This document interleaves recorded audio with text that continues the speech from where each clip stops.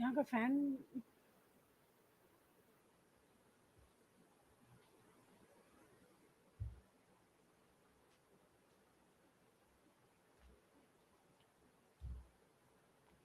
ये वाला fan on करिए।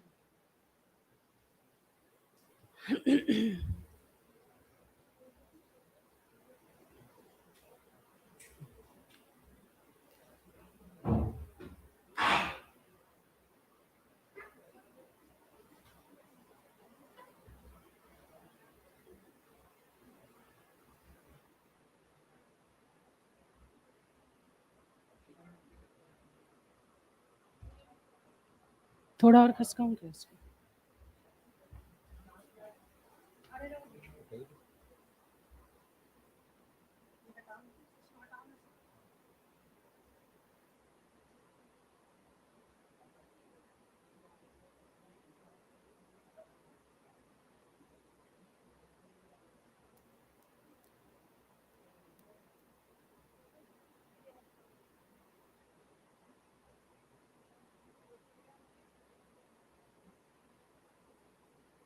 ज्यादा स्पीड हो जा रहा है। एक ही को करिए।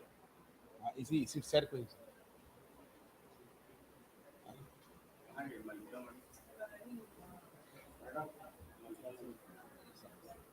सर इसको एक बार ऑन करिए कैमरा। कैमरा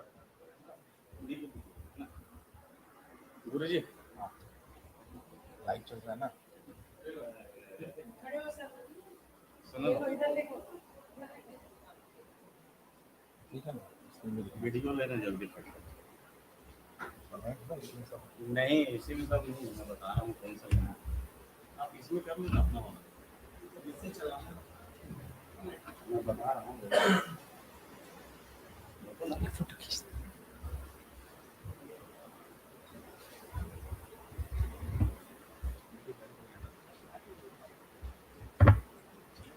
चल रहा है। अरे तो ये मेरे को लिंक दो, ऑनलाइन प्रेजेंटर वाला भेज देता हूँ। अच्छा कोई बाहर वाला ज्वाइन कर सकता है डायरेक्ट। अच्छा अपलोड कर सकता हूँ। लेकिन 10 मिनट। Thank you. हाँ नहीं नहीं यूट्यूब लाइव में तो कोई भी देख सकता है। क्वेश्चन करने वाला जो नहीं क्वेश्चन यूट्यूब वाला लिंक मेरे को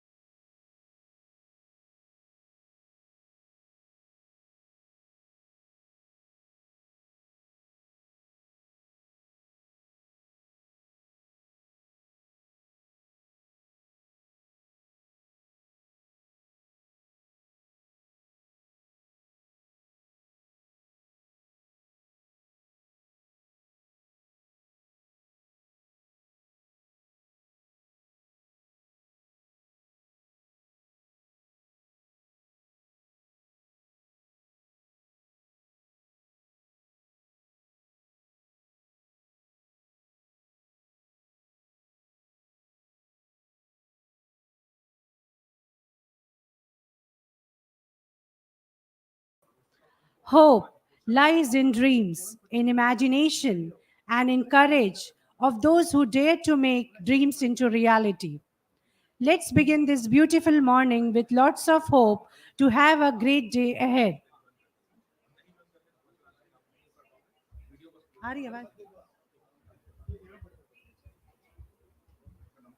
With these words, on the behalf of Bhila Institute of Technology, Durg, I, Shweta Kharia, Associate Professor, Department of CSE, extend a very warm welcome to our esteemed guests, distinguished speakers, faculty members, staff members, and all delegates to the first keynote session on International Conference on Smart and Innovative Development in Science, Engineering, and Technology 2023, sponsored by AICT and DSIR, which is a 3 days conference from 16th to 18th August 2023.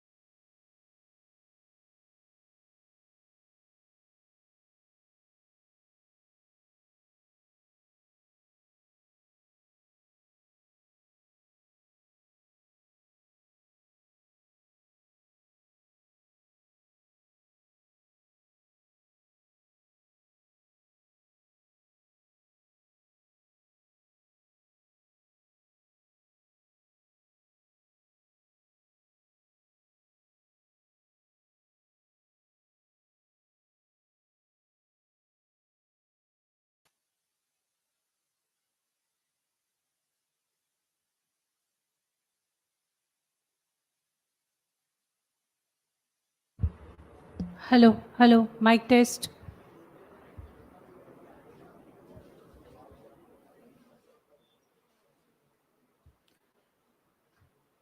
Namaskar and good morning, ladies and gentlemen. Sharing with you all these beautiful words. Hope lies in dreams, in imagination, and in courage of those who dare to make dreams into reality. Let's begin this beautiful morning with lots of hope to have a great day ahead. With these words, on behalf of Bhila Institute of Technology, Durg, I, Shweta Kharia, Associate Professor, Department of CSE, extend a warm welcome to our esteemed guests, distinguished speakers, faculty members, staff members, and all delegates to the first keynote session on the International Conference on Smart and Innovative Development in Science, Engineering, and Technology 2023, which is sponsored by AICT and DSIR, which is a 3 days conference from 16 to 18th August 2023. The international conference Sidset event serves as a platform for the exchange of ideas, collaborations, and learning among experts, innovators, and thought leaders from various corners of the globe. Conferences are educational curling on intelligent learning and exchange of information among its participants.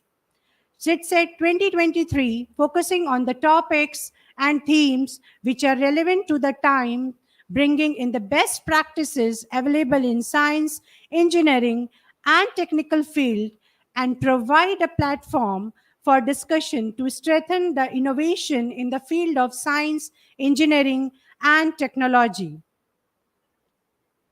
It's an honor to have with us our special guest, Dr. Neeraj Saxena, Sir, Pro Chancellor, JIS University, Kolkata, former advisor 1, AICT, New Delhi.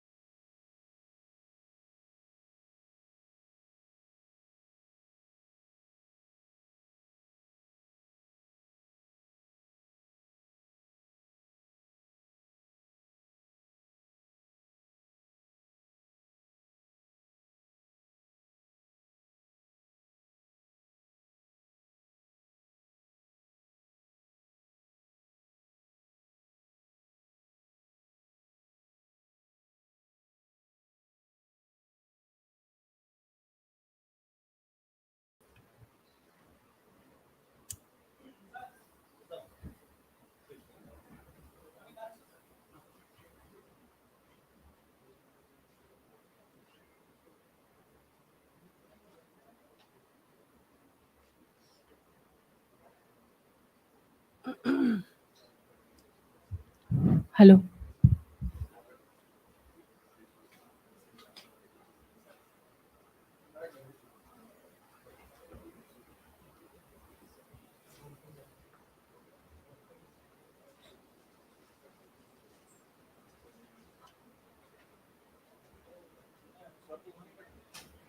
हाँ sir please आप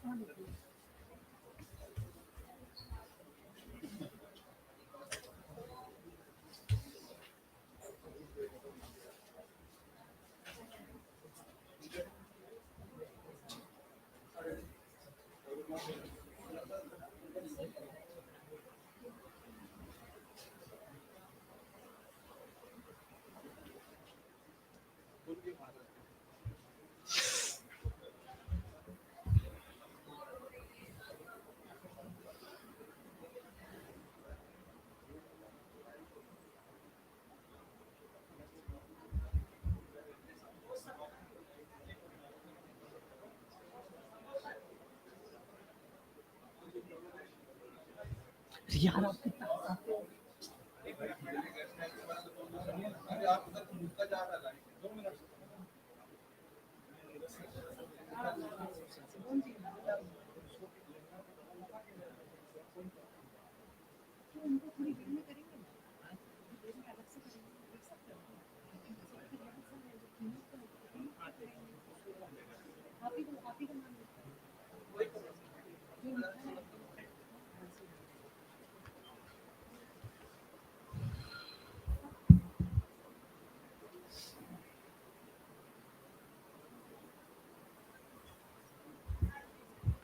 Namaskar and good morning, ladies and gentlemen. Sharing with you all these beautiful words. Hope lies in dreams, in imagination, and in courage of those who dare to make dreams into reality. Let's begin this beautiful morning with lots of hope to have a great day ahead.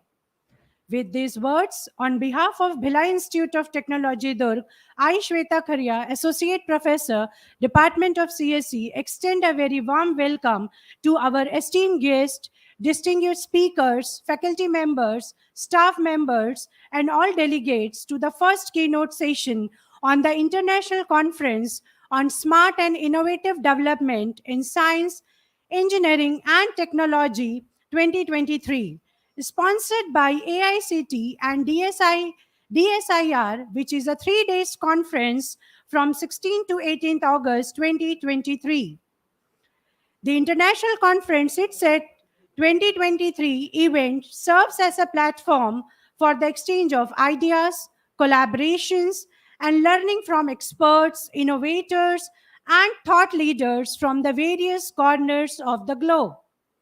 Conferences are an educational curling emphasizing on intelligent learning and exchange of information among its participants. Sidset 2023 focusing on the topics and themes which are relevant to the times, bringing in the best practices available in science, engineering, and technical field, and providing a platform for the discussion to strengthen the innovation in the field of science, engineering, and technology.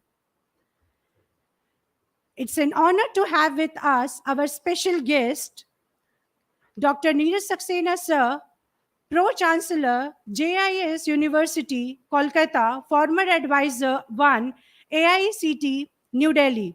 I would request Dr. Pavan Kumar Patnaik, convener of this conference, to welcome the Sir with a floral bouquet.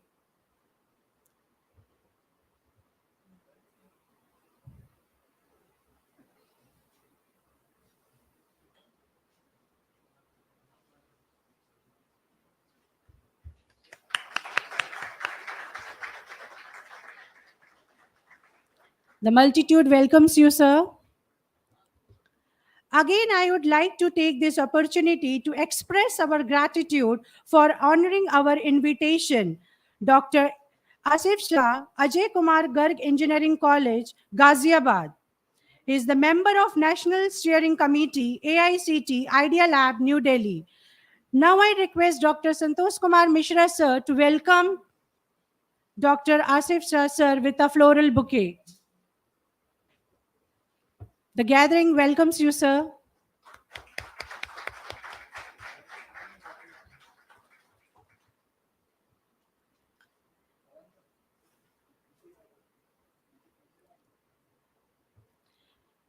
Each day comes bearing its gifts.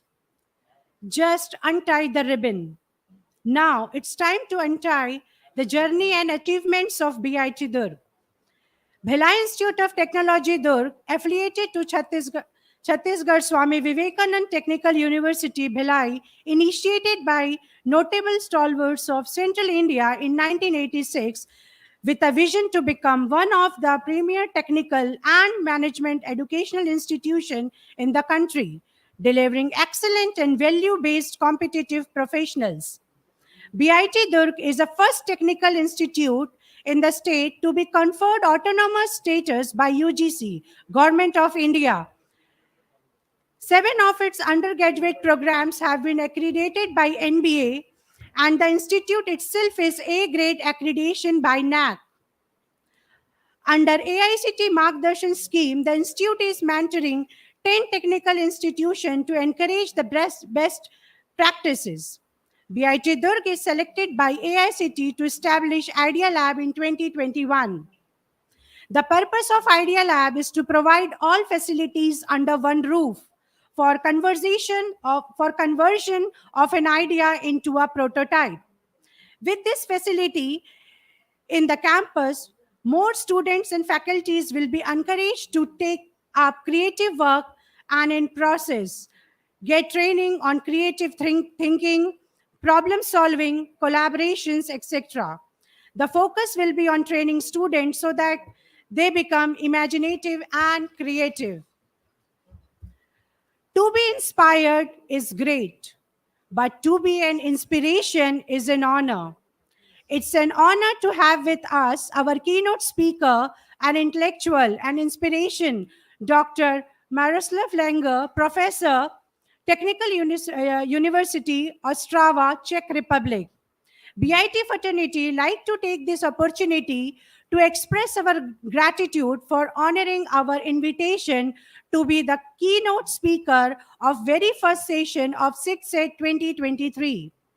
As a token of admiration and warm hospitality, I would like to call Dr. Pavan Kumar Patnaik, convener Sidset 2023, to present you the floral bouquet.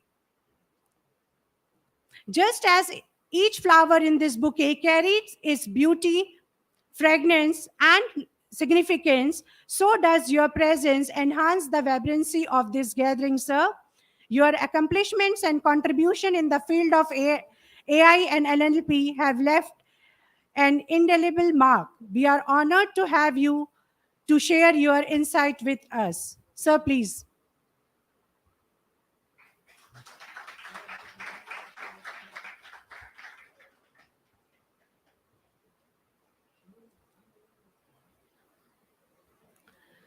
Dr. Langer is an assistant professor at the Department of Applied Informatics, Faculty of Economics, VSB, Technical University in Ostrava.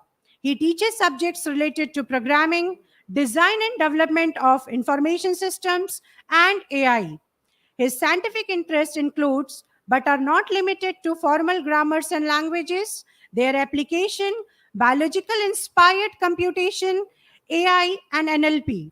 The presence of Dr. Langer underscores our commitment to bringing together the brightest mind to explore, discuss, and envision the future of AI and NLP. His keynote address is on unconventional computing from robot controller to swarm technology. Will undoubtedly catalyze thought-provoking discussion and ignite inspiration for the new avenues of exploration. Sir, please.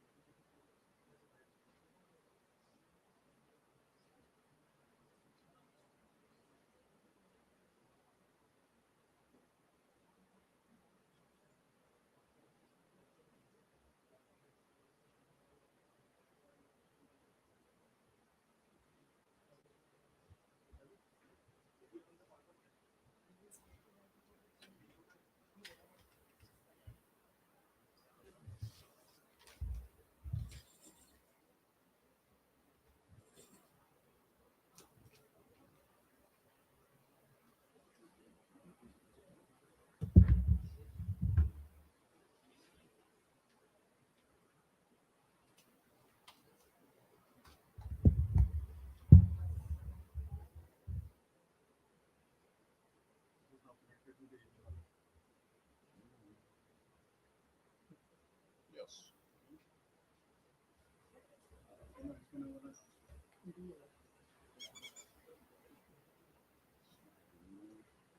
This one, the first one.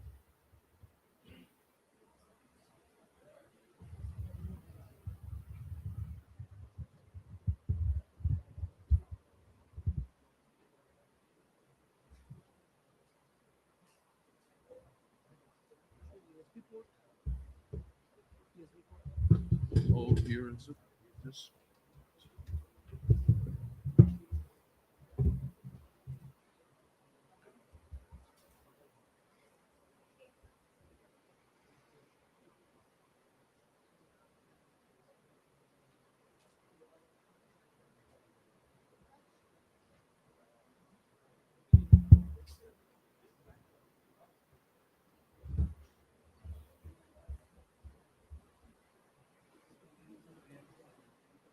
Huh?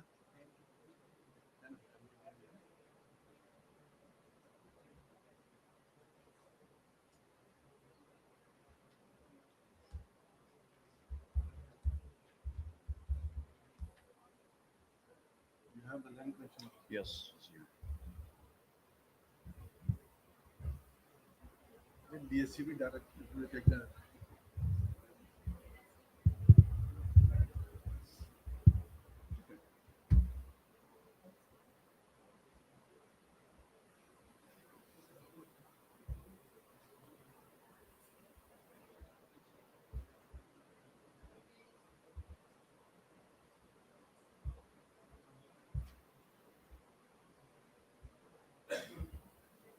Mail account.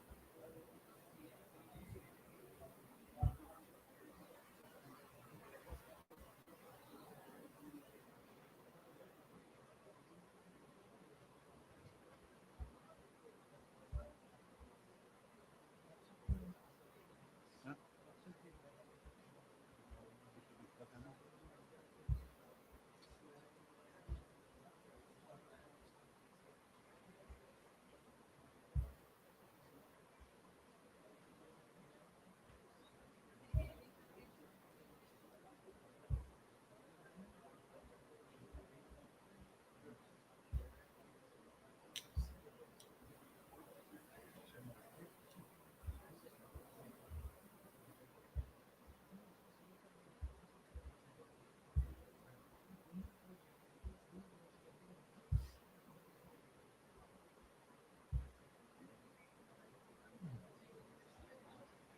So display name.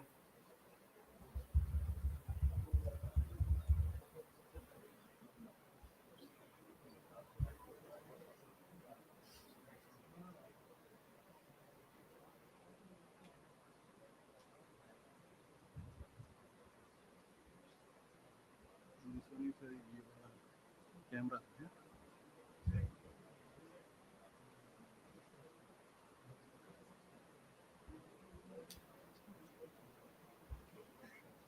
This one is the presentation. Is it?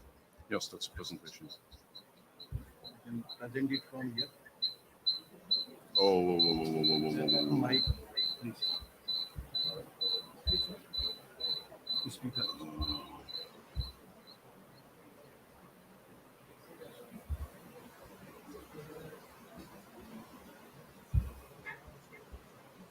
Where's the mic? Sir, you can hide it from it. Like testing. I am.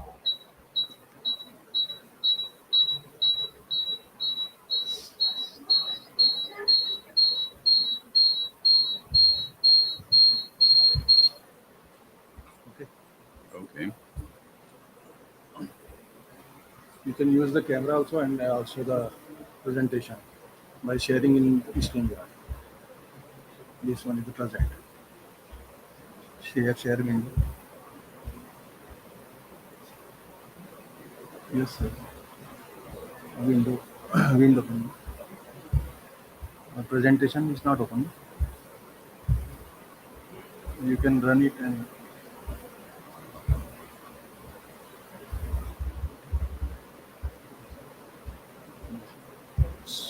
share. And you can switch your phone with us. Do you have the presenter?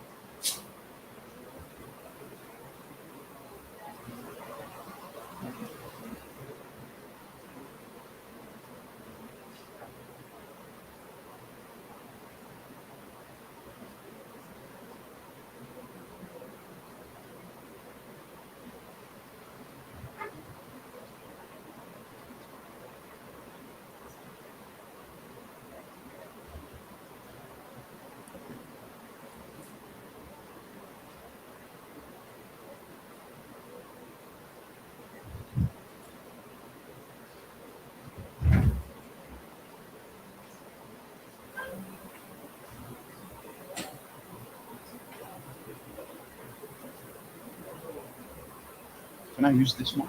Yes.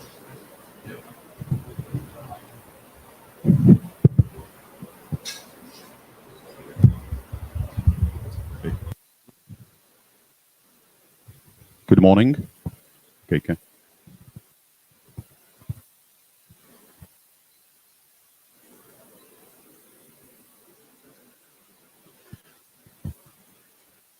So, good morning, ladies and gentlemen.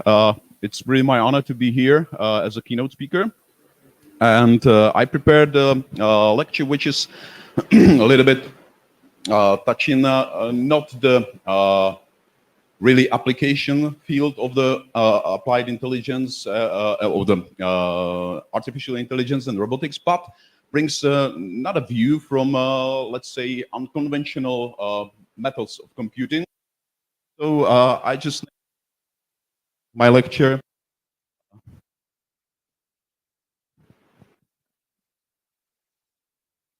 No, yes, from a robot controller to swarm intelligence. Um, the outline of my speech will be a little bit about me, even though I've been already presented to you many times. Then, because speaker, I can do a bit different presentations than during, let's say,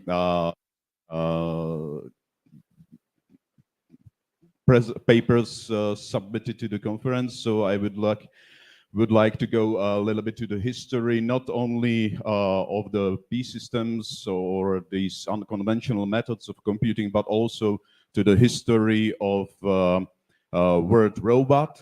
And then I would like to move to the P systems, then to the P colonies, which are connected to the, and then spend a little time about robot controllers, and then move to the PD colonies. What is my recent research with my colleague from the Silesian University, and focus on optimization, simulating gray wolf algorithm and colony optimization methods. Okay.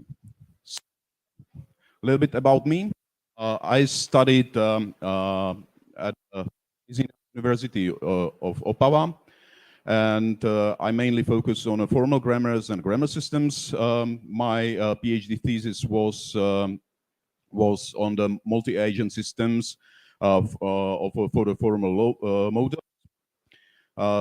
Biologically inspired computing in general. That's my branch, which was and still is studied at the Silesian University at the Institute of Computer Science. I also finished my PhD in, not PhD, sorry, my master's degree in English and linguistics. This gives me, of course, another perspective to look at all these things, not only, let's say the formal models and formal grammars, not only from the perspective as a computer scientist. I guess a lot of you know, or maybe all of you know about Chomsky grammars and so on. So right now I have also other view of this, and trust me, it's very interesting. So if I may encourage you, go and study philology, study linguistics if you want to understand more of Chomsky's work, because it really gives you another perspective. I also been interested a little bit in robotics. I run the robotics lab at the Silesian University, but since I left, I really I'm losing the touch with this field. So it's more like let's say my interest, and so to the artificial intelligence. Yes, we may say that a swarm intelligence is definitely part of artificial intelligence, but recently I'm more focused on a really application field of artificial intelligence, because besides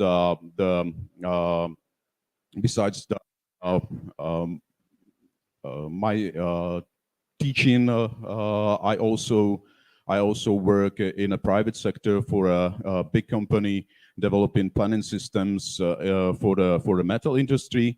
And as you know, many planning problems are NP complete, so the solution is very hard and time consuming. So there needs to be really applied some algorithms and approaches from the artificial intelligence. Otherwise, the computation would take too long, and of course, customer won't be interested in such a solution. Well, a little bit of history. I will just go through the famous people which you may or may not know. Czech Republic or Czechia, or also from the past Bohemia, is we are a very small nation. Just recently we have around 10 million people. So you may realize that just go into Dili. How many inhabitants is Dili? Ian, more? No. Our capital is Prague. There is 1 million people living in Prague. How many cities in India has 1 million inhabitants? Can anyone count? Yeah. So we are, and we used to be a very small nation, but back those days in history, we also ruled almost all Europe. But also a lot of very famous people were born in Czech. For example, Alfons Mucha, from the famous painters, Alfons Mucha, Anton Raphael Mengs, František Kupka. I don't if you know those names. If not, just check this, and you may find that you like those paintings and so on. Famous composers: Gustav Mahler, Antonín Dvořák. Maybe you heard his Novosvětská symphony, Symphony from the New World. When he visited the United States, he was very amazed by this country, so he composed this symphony.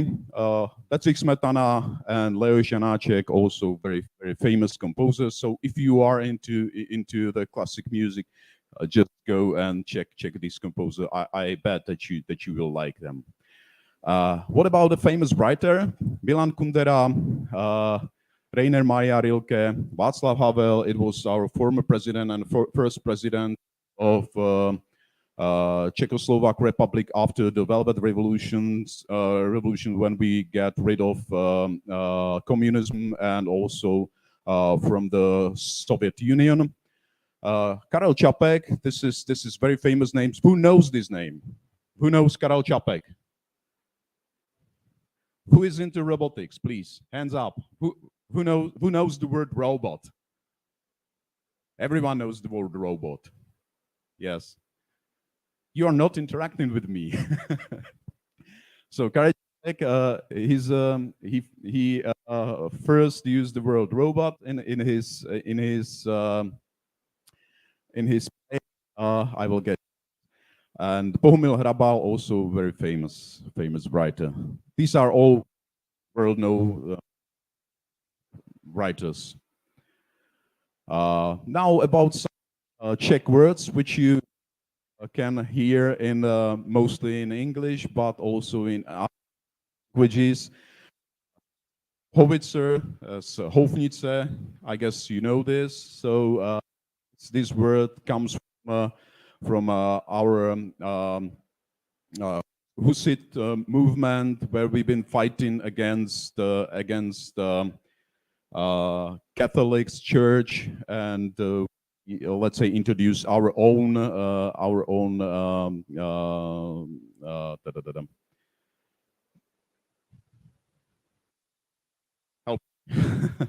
our own church. So then Pilsner. I guess you know the beer. So the Pilsner, that's Pilsner or Pilsner Lager. That's Plzeňské pivo. So the beer, it's derived from German name of the city of Plzeň. Pistol.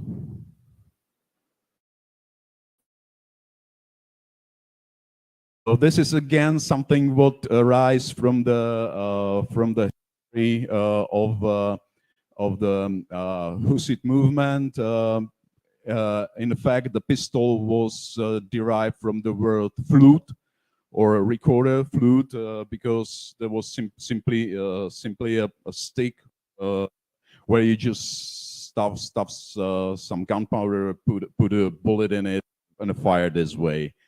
Polka, a famous dance. Then also one not really nice word, tunneling. Who knows this word? Do you know this word? Do you know what does it mean? Who knows this word? Please, hands up. Who knows this word? Brilliant, at least one. So that's from the wild 90s in Czech or Czechoslovakia those days. We gained the freedom, and also it means that start of the free market, and there were a lot of very smart and guys who knew how to get money very quickly. So these words come from just buy some company and you get the money out of it and let the company crash. So that's the word, and we call it tunelovat, tunnel. So that's it. I guess this is the most common known word coming from Czech. It was introduced by Karel Čapek in his novel RUR, what in Czech means Rozumoví univerzální roboti, so Rozum's universal robots. And there is a nice history. There is a nice history of this word, because Karel Čapek, yes, he was the one who introduced this word in his play, but he's not the one who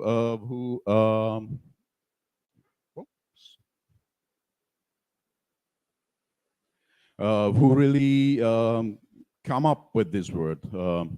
He just coined this word, but it was invented by his brother Josef.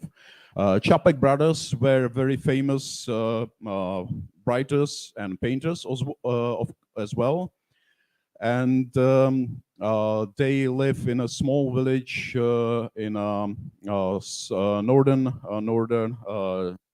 Bohemia. And while Karel was writing his play Rozum's Universal Robots, he just introduced their artificial beings. So we may say that it was also I don't know if really first, but maybe even the first appearance of the artificial intelligence in a play. But he was really he doesn't know how to call them. Just imagine you don't know this word, and then you say, okay, I would like to have some artificial beings which are human-like. These days we would say humanoids or androids. They're really androids. And how to call them.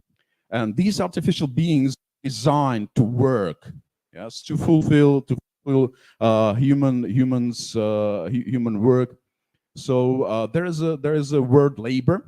It's labor from Latin, labor in English, really taken from Latin. So he said, okay, I would like to call them laborzy.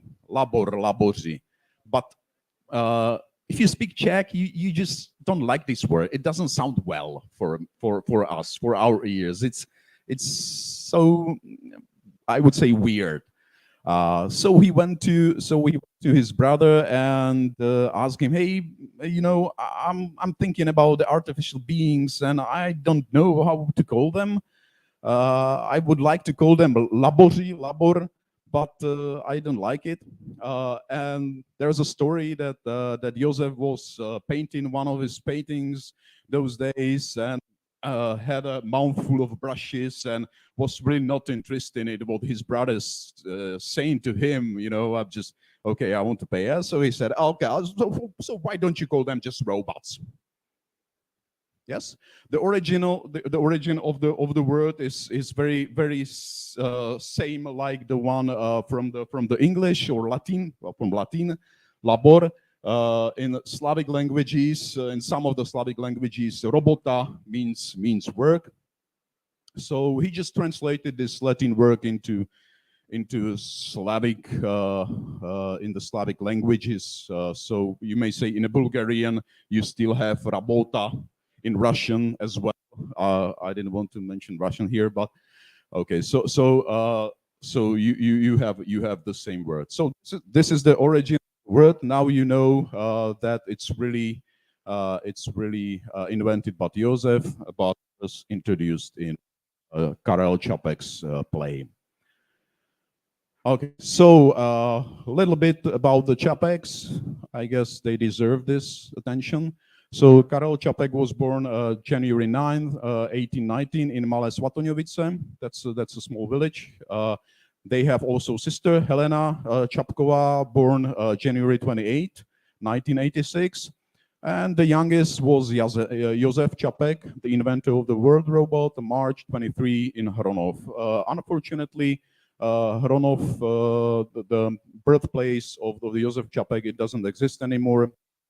And I'm afraid that we have no any pictures of this, but I have some really recent. Okay.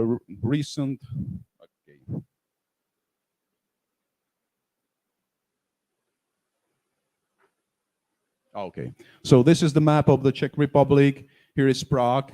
Some of you know the city, and here close to Trutnov there is the village Malé Svatoňovice, and these are the most recent pictures of the born house of the Josef Čapek. These pictures are like 4 or 5 days old, so these are really nice one. There's a museum, Čapek's museum, and you see that's museum of Čapek brothers. It's very nice. If you will go to the Czech Republic and you are interested in this history, you can go to Malé Svatoňovice and visit this museum. But anyway, there's nothing else to do. Yes, so just a museum. And this is a statue in a park just opposite the museum, and that's all. Okay, so the history part is behind us. I hope that you learned something new and it was not boring for you. And let's go to the P system, because the P systems is really something I studied for past almost 20 years, I guess, if not 20, maybe 15 years. So P systems, also computing of membranes, were introduced by George Pound in his paper in a Journal of Computer and Science. And this is really biologically inspired model. A lot of computational models comes from inspiration of biology. It comes from nature.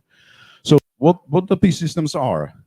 P systems are composed from cell-like membranes, and then can be recurrently placed inside. And they are just wrapped in something we would call a unique membrane, or the skin membrane. Plane representation can be done by Venn diagrams, and just there are no any intersections. So each membrane is unique. It's not does not share any space with the other membrane. So it means that there is a unique also superset. Regions delimited by these membranes contains objects, and the object is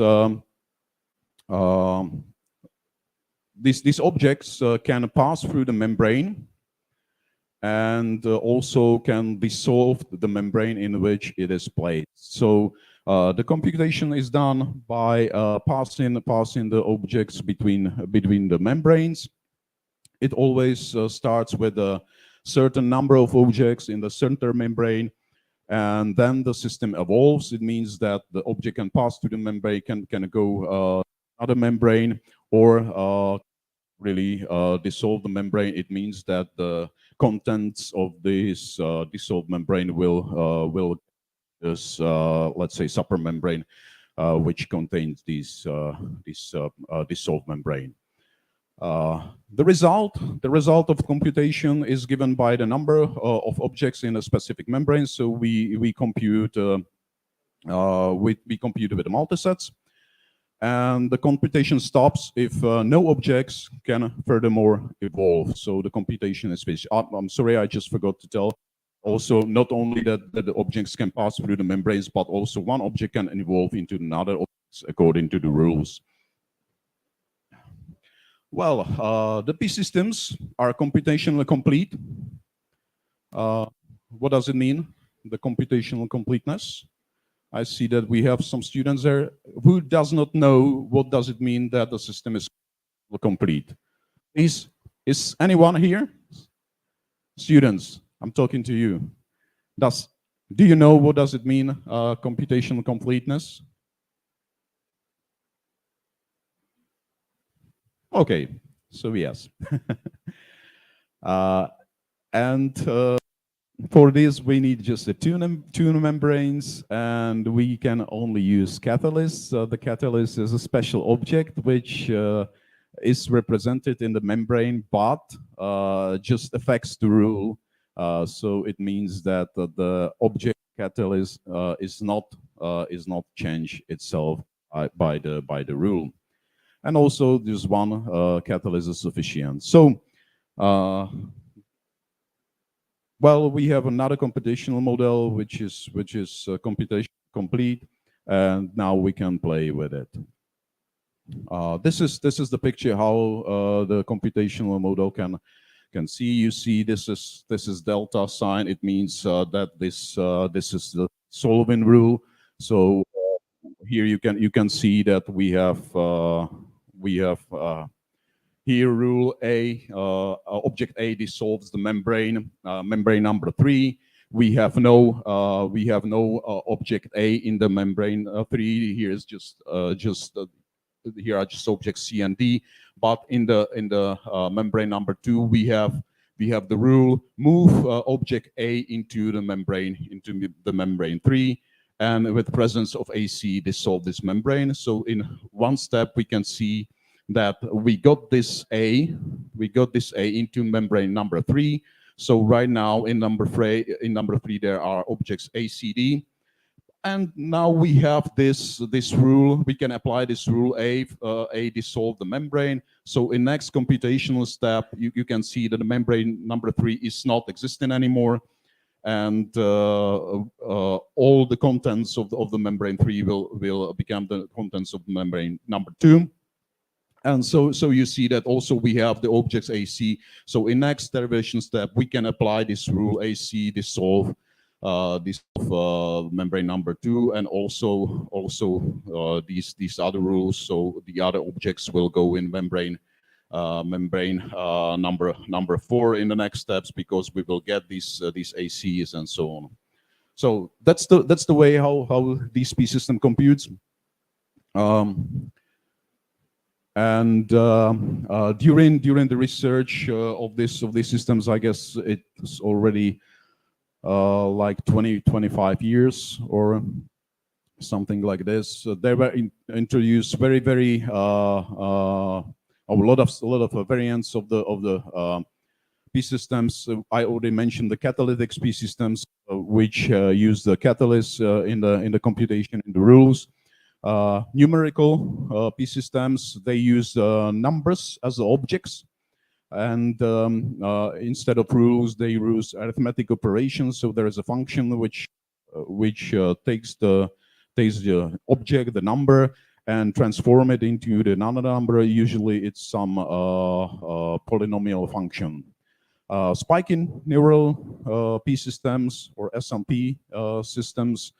Late Madame Padmavati was studied these systems, so maybe some of you know her work.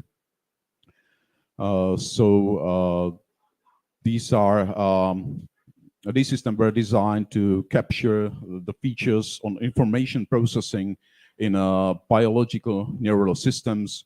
And the computation is done by so-called spikes. And these systems are very nice to model electrical impulses or spikes that neurons generate and carries the information. These spikes that carries the information, and the spikes can be created, modified, communicate between different membranes, and so on. I will lately get to variants of the P systems which are studied at the Silesian University. It's P colonies and 2D P colonies, and those are the systems I'm playing with recently. What about the application? Usually the question is why? What to do with these systems? So yes, applications during the research are very wide.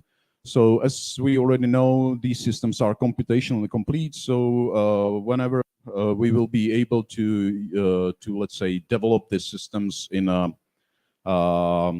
silico or really have the computers based on this. So we know that we have computational complete systems. Variant of the P systems with cell division. It means that not only the cell can be dissolved, but the cells can be also created by the P system, by the rules. We can solve, for example, some NP, not some NP, all the NP complete problems in a linear time. Again, the question to the students: what is NP complete problem? Hello. Do you know what does it mean, NP complete problem? No? No? Brilliant. At least I have interaction. Thank you. NP complete problems are it's a set of the problems which are very hard to solve. It means that we don't know the process which can solve these problems in general less than exponential time. Very roughly said. Yes. So if you want to solve this problem, it means that you need to use exponential time in general. Yes. That's very rough definition. It's not a theoretical definition, but it's more practical definition. Because what you need to do is try all the possibilities which you have, and it gives you exponential time. In practice, it means that we don't know we don't know if there is I'm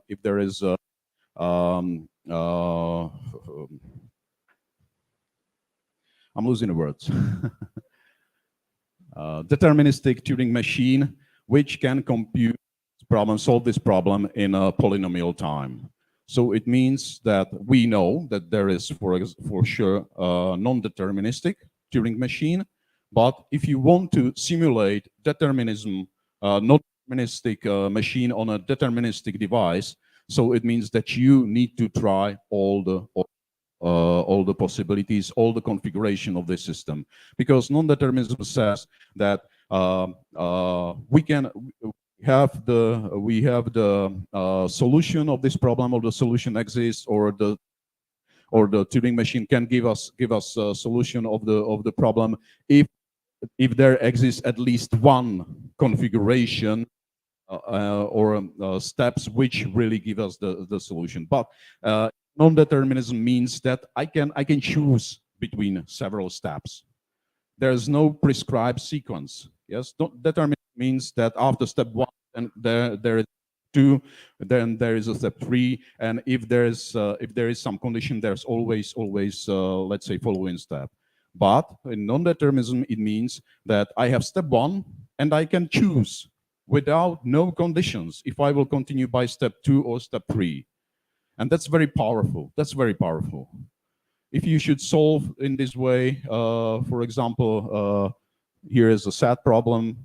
So you just write a non-deterministic Turing machine, which will gives you evaluation of all the variables, and you will get this solution, let's say, by a chance.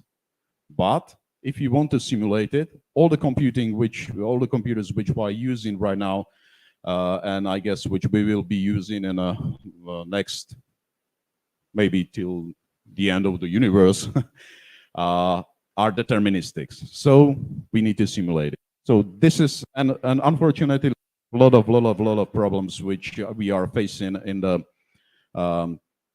practice, in the real life, NP-complete problems. For example, every single year, every single semester, some of the member, one of the member of here is creating the timetable for you as a students. This creation of the timetable is an NP-complete problem. Yes, we can solve it pretty easily. That's not that much hours and so on, not that much present. So it's pretty easy to solve. But in general, if you focus for a time for the trains, so you will get all the country all together, or a big state and a lot of trains, and it's really time consuming. So yes, we can solve this NP-complete problem in linear time. That's beautiful, isn't it? Yes. How do we do it? We use we trade time for a space.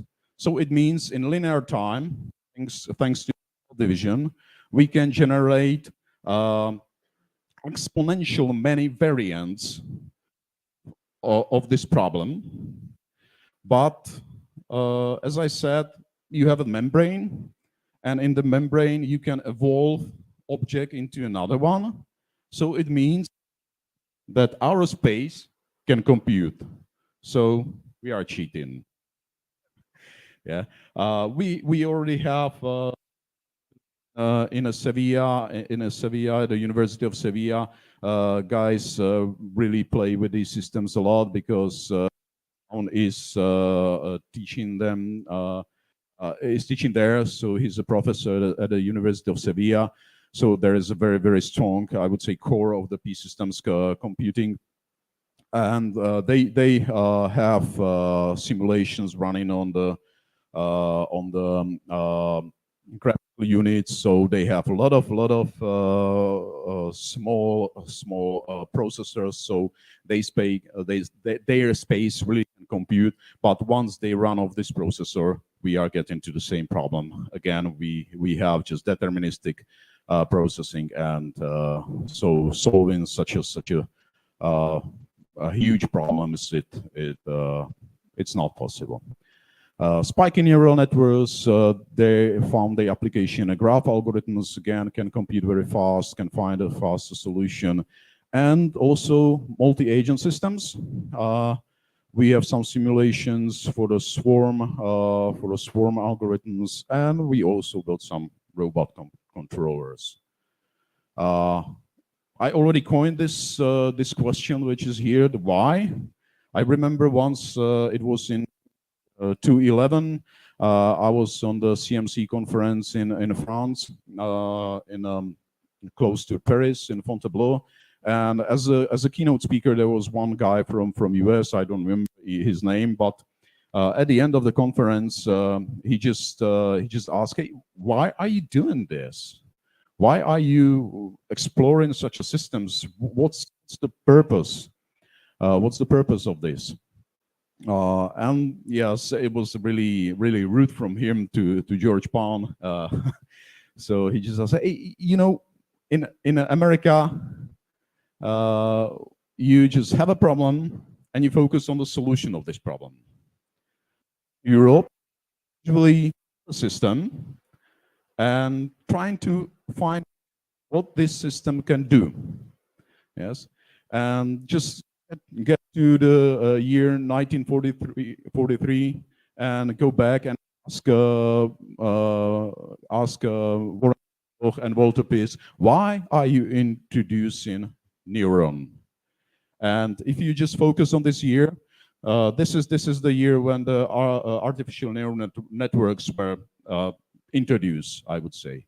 Yes, and the solutions which we have today are far beyond, I guess, the things that those two guys were thinking about. So yes, today we are models. Tomorrow, maybe we will be able to grow these devices once it's motivated, so we can grow the membranes. So who knows? Maybe in a couple of years we will be able to solve this old problem, P versus non-P, and then forgot about any security because everything will be cracked in no time. So. Also to the students, the P and NP, it's on this problems are based all the security procedures, because we just know that it's not easy. We don't know now how to solve these problems. It's very hard. So all security is based on NP complete problems. Well, I said that P systems were using the P systems were designed also some robotic controllers. In general, if you will look in subsumption architecture of the robot controller, so the P systems are very suitable for this, because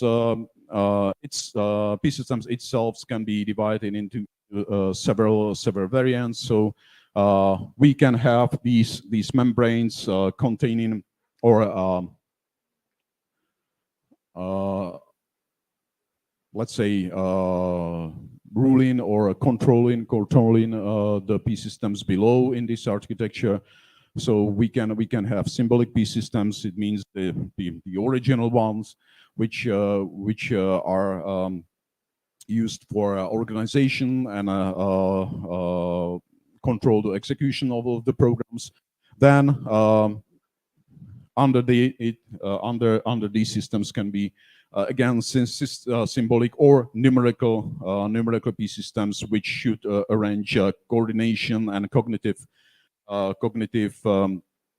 behavior of the robots. And the very last are numerical P systems, which are really responsible for the driving itself. It means that they can absorb, as I said, the numerical P systems can so they don't have just the objects, but numbers as objects. It means that they really get their the signals from the sensors. It means the real numbers and compete with these numbers, and this control the robots. And of course, here we have the environment in which the robot is placed.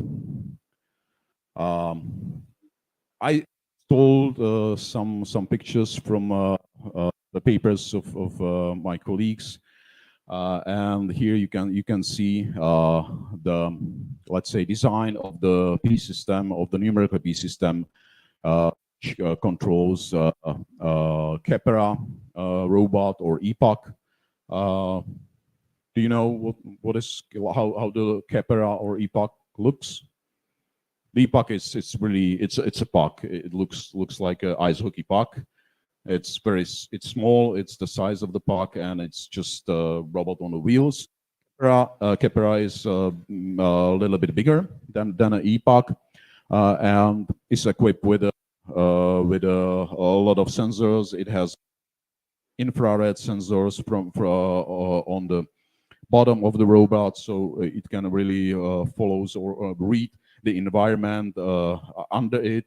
It has also sensors, infrared sensors, and also ultrasound sensors around its body, so it can get information about the obstacles in various distances from the robot. And also Kepra is equipped with a camera, which really bad resolution, but still you can play with these robots and use some image processing, because yeah, the processor is not that strong, but still is able to process the image from this camera in real time. Okay. So yes, this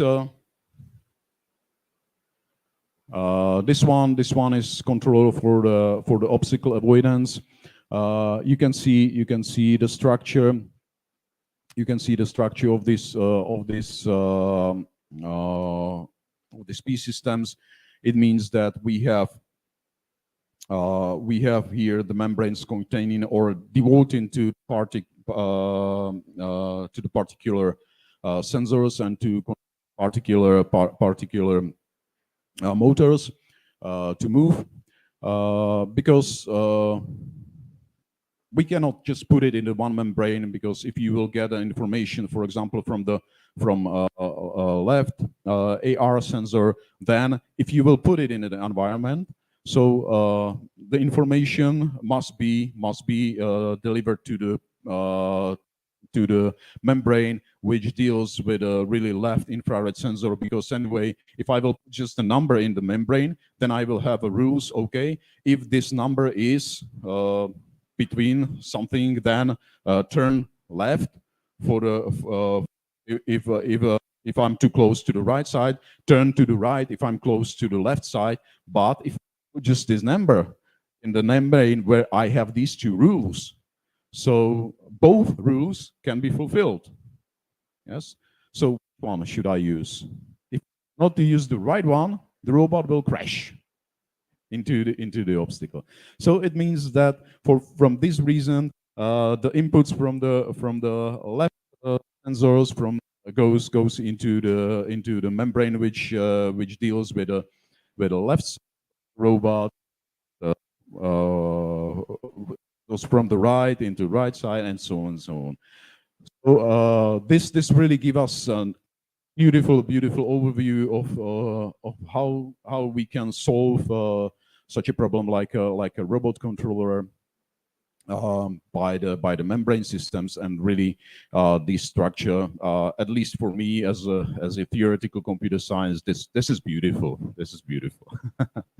Yeah, it's not like if you would like to transfer it into the code of some language, then you will have some procedures or objects and methods. Yes, so it can be beautiful also from this point of view. I'm myself a programmer as well, and I can appreciate only this picture and also the nice code. So again, for following behavior, it's a little bit easier because we just have to follow the header, follow the leader. So we just measure the distance from the leader, and if it's moving red or right, and then so the structure can be much more easier. Okay, so at the end of my presentation, there will be links. There's one link to the web page where you can download all these. Not only you have the links to the papers, but you can also download some simulators, and there's a little bit more about it. Well, so conclusion on P systems. Over 20 years of research bring us dozens of variants and hundreds of applications. of course, as I said, still in form of simulation. We have thousands of various results during these 20 years. A lot of conferences, papers, and also there is one journal devoted just to the membrane computing. It's a journal of the membrane computing. Recently, it is in emergent sources on the Web of Science, but it has very beautiful. Very beautiful impact factor. Recently, in the emergent sources, it's in the first quartile, and I guess that this year, after this year, when we will have all the results, Web of Science will have all the results. It will move to SCI core database of the Web of Science, and it will keep its results, so it will move to the first quartile. So want to produce some quality papers, do some research in the P systems and publish in this journal. Okay, and as I said, there is a core in Spain, in a University of Sevilla. Also, big group is in Italy, France, Moldova, in Czech Republic, Poland, Austria, Philippines, China, New Zealand, and maybe I forgot. So you may see that the group around the P systems is very large and spread all over the world. Well, let's move to the field I'm interested in it. It's P colonies. It was introduced by late Madame Kalemenova, who was also the supervisor of Madame Padmavati during her postdoctoral studies at the Silesian universities. So P colonies are, let's say, another derivative from the P systems. It's a little bit easier to understand because we don't have the membranes. The membrane is called agent, and it's just one. Let's say one in the meaning that it cannot have membranes inside. So we have the environment, and we have agents, and we also have some final object called F, which is the number of these objects in the environment means the result of the computation. And there is also one very important object that's called E. It's an environmental object, and this environmental object is whenever you just have it. So it's an infinite number of these objects in the environment. And of course, what you need for a computation is a alphabet of the P colony. So if you want to compute, so you need the names of these objects. So this is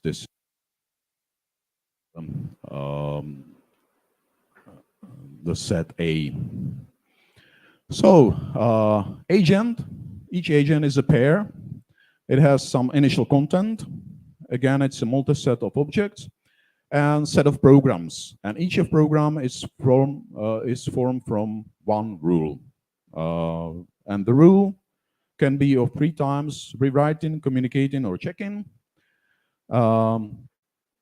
Every agent can evolve its contents by evolving the objects using the evolution rules, and it looks like this.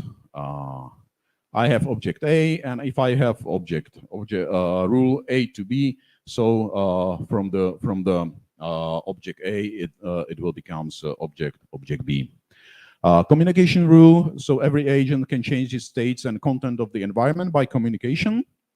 So it means this rule, if I have B exchange for A, so the object A was present in the environment, object B was in the agent, and these these objects just change its position. Also, we introduced the check-in rules, and it's a priority between two rules. So if you have rule A exchange for B, and this rule can be fulfilled, so it will be fulfilled. So I will exchange the object A for the object B. But if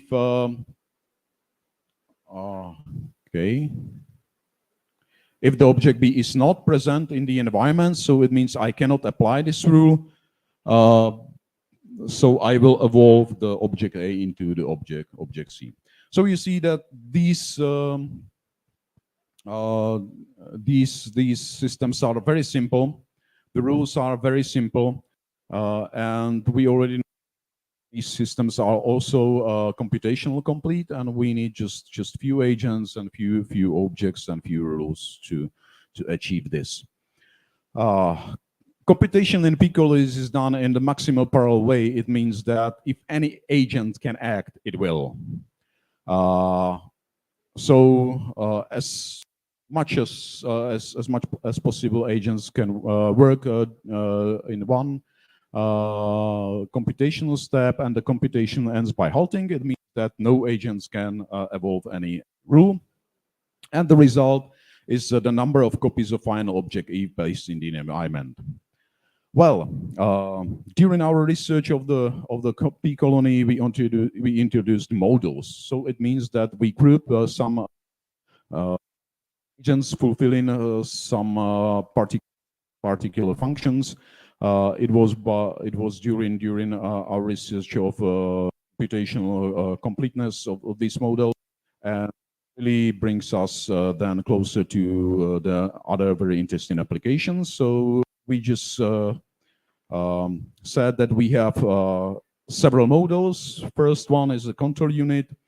Then there is addition unit, duplication unit, and subtraction unit. And here we have the register. So you can see that we are simulating a partially blind register machine. And in this way, we have proven that these systems are computationally complete. So be very quickly, duplication unit really the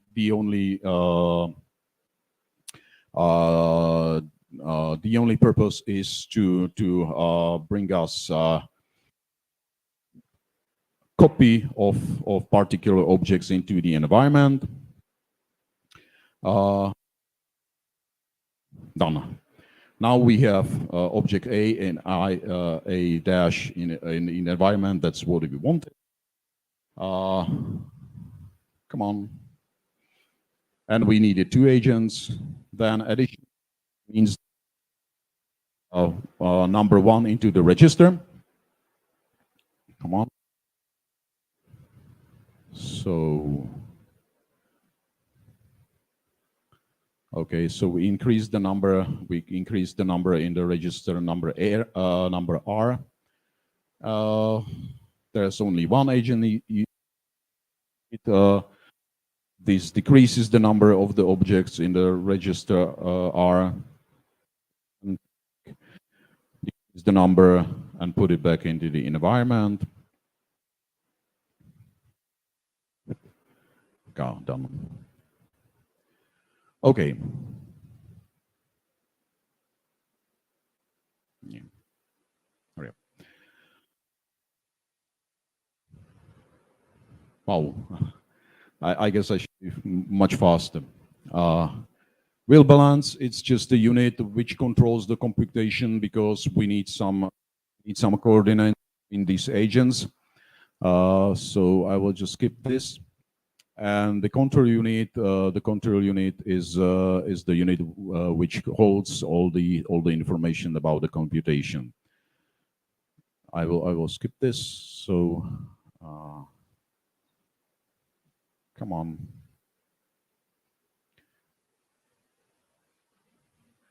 Well, I wanted to get to this. Once we introduced the modules, I said, hey, it's very it's almost the same like the membranes divide into the P system, controlling the robots in the P systems. So we can use this approach also for controlling the robot using our P colonies. So we just thought about how to use these P colonies once we know that that our model is it means that we can compute with the numbers, and the question was how to control the robot. We just studied two.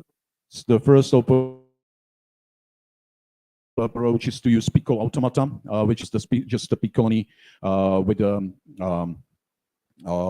the input tape, and the computation ends by acceptance of the word or rejecting of the word. So it has the input tape. That's the only difference.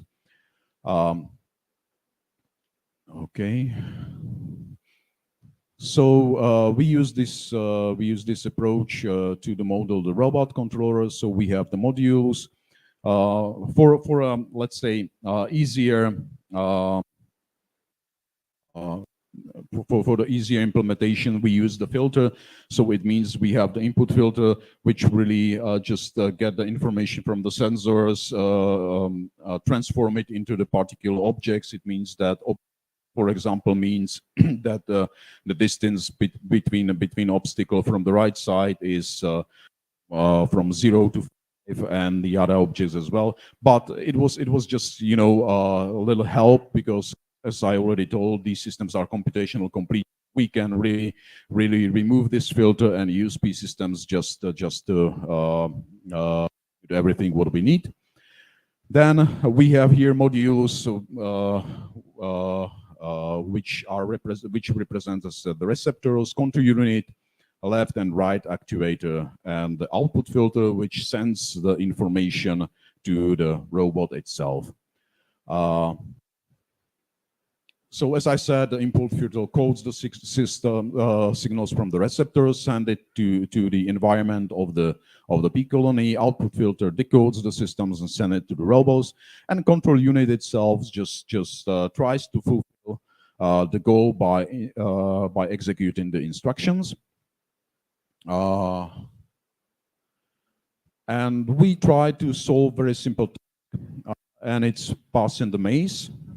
And there are in general two approaches. First one is the P colony, the follow in right wall. So it's pretty easy. Just if you have the distance, if the distance from the right AR sensor is in let's say represented by one symbol, which means that the distance is in between specified distance. Then just go forward. If you lose the signal, then try to find the right wall. So pretty easy. I know that it's not really, you cannot solve all these mazes using the right hand rule. We all know it, but it's pretty easy to apply this approach and this rule using the P colony. Pico automaton. We have prescribed sequence of steps, and the robot is following these prescribed systems. So we use the webbots, and in the webbots we use the koala robot. Just you see that we build a very simple maze, and here you can see the instructions. So it means move front, move right, go front 2 steps, then turn left and 2 steps in front. And we build a P colony for driving the system. So here you can see, how's it going? No.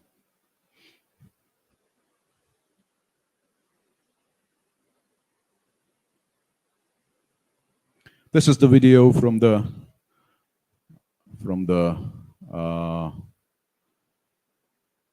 WebBot simulation. The sequence was pretty longer. I don't know why it ended here, but so we can see that we really build the bee colony. We have the bee colony simulator, and use this system to control robot. Okay, when we were done with the bee colonies, so we also thought, hey, what else we can do?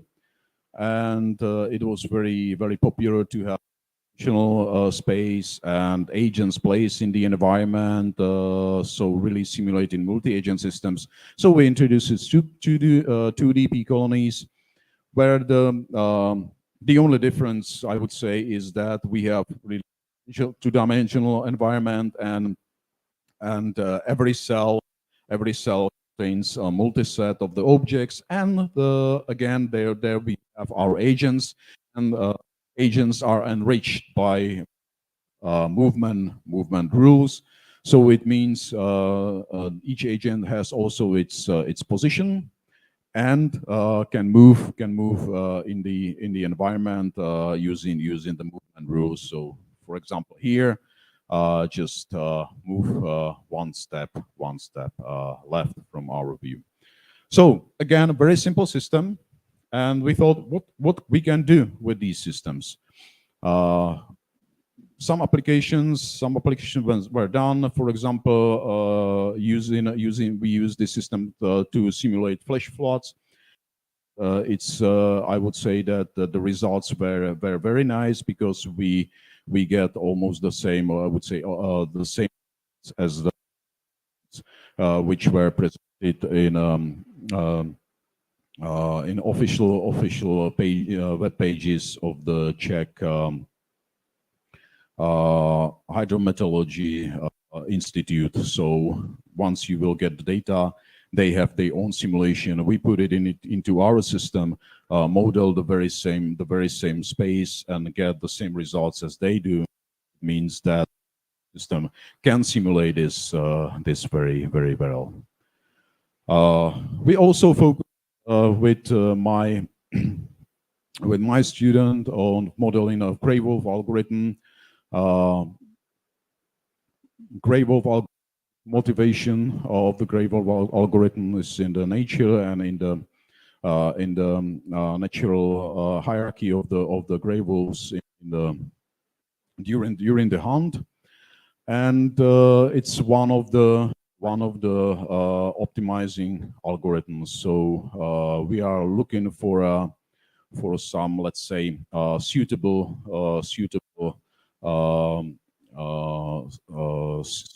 value of the function in a given area. Well, come on.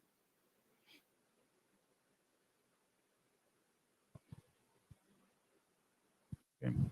Well, gray wolf algorithm later on just also told that, hey, there was one paper studying these algorithms, not only gray wolf algorithms. It was also dealing with the firefly and bat algorithms. So if you know these algorithms, then I would like you to read this paper. Just note it down. And this paper will tell you that these algorithms are really nothing new. It was introduced a long time ago, but I guess I didn't know this neither. Yes, I didn't know this neither. I just learned it, let's say, a couple months ago, when we just published or wanted to publish one paper, and one of the reviewer just you are talking about the gray wolf algorithms, but it's nothing novel. It used to be introduced before, but I guess every one of you, or most of you, heard about the gray wolf algorithm, but never ever heard about this paper. So the name gray wolf algorithms is widely spread, and is used by a lot of researchers. It has thousands of citations, this paper, but as we can read here, it was introduced a long time before even this algorithm was introduced. So just again, to enrich you a little bit, it was also very, very new for me. Nevertheless, my students got his PhD from this field, so it's okay. And I bet that you will find a lot of papers referring to the Grable algorithms even today. So what to do? What to do? I will skip the Grable algorithms. Let's say description, because we may say that if we have a pack of wolves, then the wolves spread in the environment and looking for the prey. For us, it means that they are looking for the best solution or a maximum or minimum of some function. So that's the result.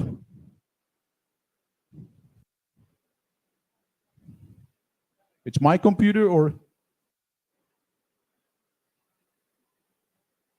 no?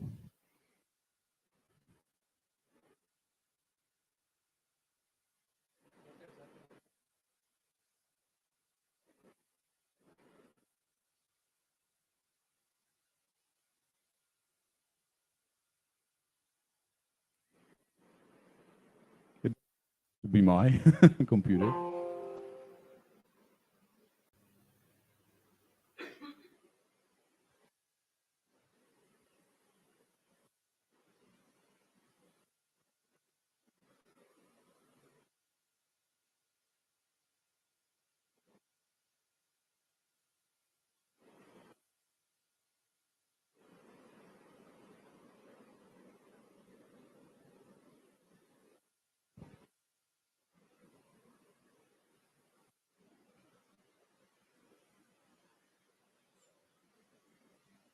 Yes, but this is the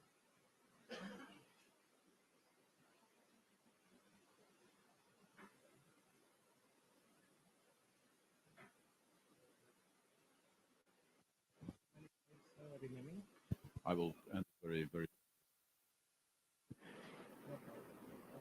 Okay. Yes.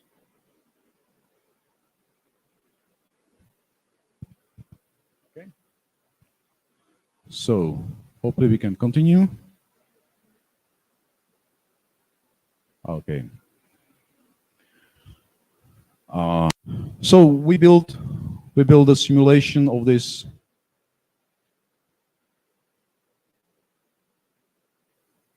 Yeah, it is. Oh, you choose. I guess you've chosen the wrong screen.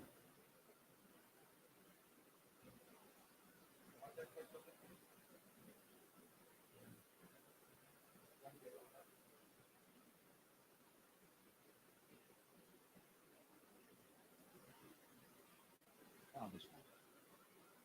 Yes. Perfect. Okay. So now we have the right screen back. So in general, the process, the technique of the gray wolf algorithm is that the wolves are spread around in the environment, and according to fitness function of the value of the let's say field where they are standing recently, they are deciding if they are alpha or omega wolves. It means that how in the hierarchy they are getting, and of course if we want the best possible result during the simulation or during this, then the one with the best fitness function, the wolves are getting closer to the one with the best fitness function, because we assume that around this best solution, so far found best solution, there can be even better solutions. So as the wolves are approaching to the one wolf, they are finding the better solution of this problem. So we use the very same. Here you can see. Here's the alpha wolf, and they are slowly to the alpha and looking for the prey, looking for the best solution, and it means for the optimal solution. So how can we simulate this with our P systems? It's very easy. We have also shared environment. We have agents who can move in the environment. But what we needed to do is to introduce the numbers. So if you remember the numerical P systems, so we use very similar solutions. So we use the special symbol, special object, and this object can contain the number. So we introduce numerical TDP systems which are able to compute with the numbers, again in a very simple way. And we also introduced the communication model in our 2DP colonies, because the wolves needs to communicate. They need to say, "Hey, I'm the alpha because I found the best solution." And the other agents say, "No, I'm alpha because my solution is better than yours." And this you cannot do in other way than put it somewhere on a shared communication device. What for us is a blackboard. So these are the definitions. It's not that interesting. It really doesn't have any changes apart those which I already introduced. So we just designed this model. Again, you can see that our computation is just enriched by these functions get or update, which serves to communicate with this blackboard. The result, I will skip to the result. So we run also the simulation. That's very nice, because this my student right now, it's ex-student. He has his PhD, so he is also a skilled programmer, and he has or he had a lot of time. Right now he's in the house, so he has no time at all. So he built this beautiful simulation, and here you can see the red line is the original gray wolf algorithm, and the blue line is our result. So we used 6 wolves, 6 agents in both cases. But best fitness value found by the original is 189. So it means, I don't know if it's really the maximum we were looking for. And our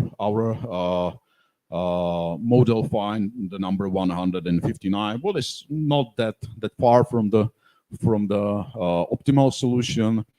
The convergence after 6 iteration as a great wolf algorithm, and after 49 iteration our algorithm. But you must also take into consideration that the wolves, the movement of the wolves is affected by the vector. So if we have our model where the agent can go just step one by one, so it means in each iteration it can move just one step closer to the solution.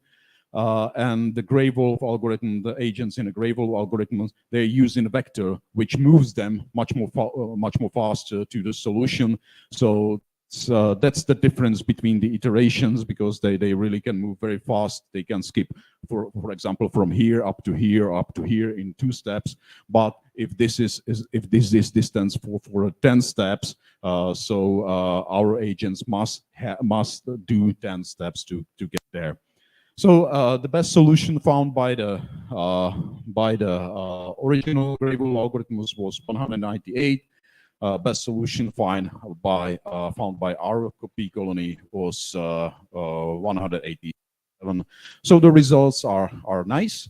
And again, the question is, why are we doing this? Well, okay, we have a tool to play with, and we just proved that even using such a easy, very nice, very small model, we can model such optimizing algorithms like a gray wolf algorithm. Last thing which I would like to say, I guess you are already hungry. Started late, so is 2D bee colony with the evolving environment, because the next step we just focused was ant colony. Again, just I would you to the ant colonies. Just do not study only the ant colony algorithm, but also focus on the how the real ant colony works. So in general, you may say that the communication device of the ants is environment itself. So they give the pheromone trails in the environment and they communicate this way. So to simulate this, we need also some changes to our model. So we introduce evolutionary rules to the bee colonies. So the only difference between between the 2D bee colony and 2D bee colony with evolution rules is that the objects in the environment can evolve according to the rules. I will back to this. Then you can see that if the P is the pheromone, then we can, in this way, we can simulate vanishing of the pheromones in the environment. What was actually the only thing missing to simulate such a multi-agent system? Again, we just the solution which we use, we divided our environment into the quadrants. In the middle of this environment, we have our nest, and then according to the position of the agent, we use the rules. First of all, we just wanted to simulate so it means somewhere in the environment there was some food, and ants should spread through the environment and find the food and bring it to the nest. that was the first step. We did this last year, and it was pretty successful because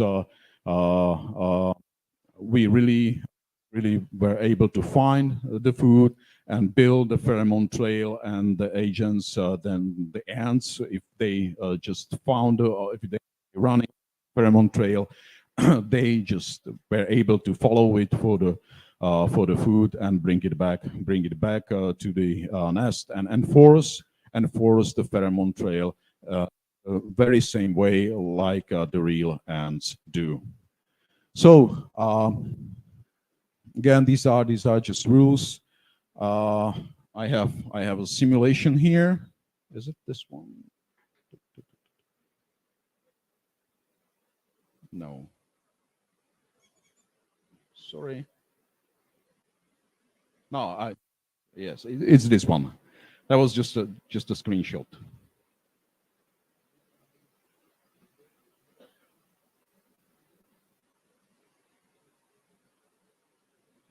Okay. So here you can see the red dot here is the nest. The ants are in the environment. When they run into the food, they just build the pheromone trails. And if you see here the one agent was caught by the pheromone trail, and now they're just following and bringing the food back to the nest. Again, right now we have just these results, but also we are changing a little bit our simulator, because so far rules are hard-coded in the application. So to change the behavior of the colony means to change the code, what is not nice. So recently we built brand new simulator where you have the ant colony simulation, where you have the ant colony definition in the Excel file, and then you can easily change the rules and so on. how to use it, or what to use it, how to use it in optimization. And colony optimization works a little bit different way, because the agents are just looking for the environment, looking in the environment for the let's say the best solution. And when they found the best solution, it means local or luckily global maximum or a minimum of the function. They just follow they trail back, and let's say the shortest way wins. Here we just build the shortest way from the found food, and again we can measure it in the several ways. Either of course we can measure how how much food is present there. We can measure it by the number of agents which were called by the pheromone trailer ferroline back. And also what we are now, because right now if the agent just find a pheromone trail, it just will follow it. But recently we want to do also something what is applied in the Gray Wolf algorithm. It means search around this area if there is a better solution, for our problem. So this is our approach. That's what will be done, I guess, next year. And that's all from my side. Thank you for your attention. And here you have some references. If you want to take a look at our simulator, it's here, the first one. Here are some results of our research. And yes, this membranecomputing.net, there you can find all the simulators of the robot controllers, and also references to the papers devoted to the controlling of the robot. Thank you for your attention.